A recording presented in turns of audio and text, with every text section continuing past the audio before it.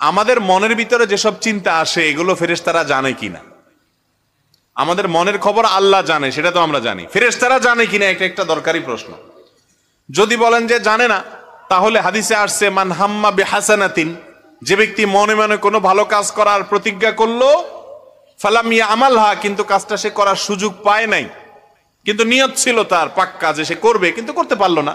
হজ করবে, টাকা টুকা সব জমা দিছে, করোনা এসে গেছে, আর যাইতে পারলো না বেচারা, কিন্তু তার প্রতিজ্ঞা ছিল ঠিক, নিয়ত ছিল খাঁটি, টাকাও দিছে, কিন্তু পারলো না।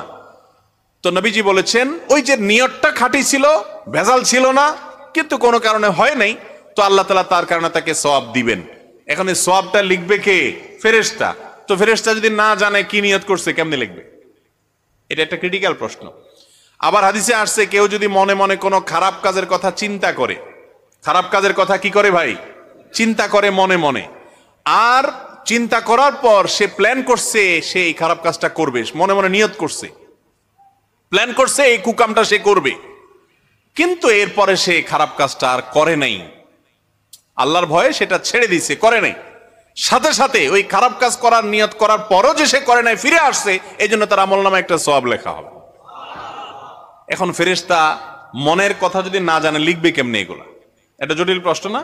তো এই ব্যাপারে অনেক উলামায়ে কেরাম বলেন যে মানুষের মনের এই জাতীয় বিষয়গুলো আল্লাহ তাআলা ফেরেশতাকে জানার সুযোগ দিয়েছেন, এইটুকু সে জানে, সবকিছু সে জানে না।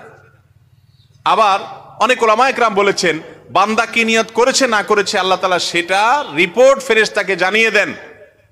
আল্লাহর অটোমেটিক সিস্টেমে ফেরেশতার কাছে সেই তথ্য চলে যায়, তারা সেটা লিপিবদ্ধ করে কেরামান কাতিবিন। কিন্তু কখনো ফেরেশতারা গায়েবের মালিক হতে পারে না, আল্লাহ ছাড়া আর কেউ গায়েবের মালিক না। সহিহ সুন্নাহর আলোকে ফরজ গোসলের জবাব চাই। ফরজ গোসলের আবার জবাব কি? মানে নিয়ম জানতে চাইছেন হয়তো। ফরজ গোসলের নিয়ম হলো ভাই, আপনার কাপড়ে শরীরে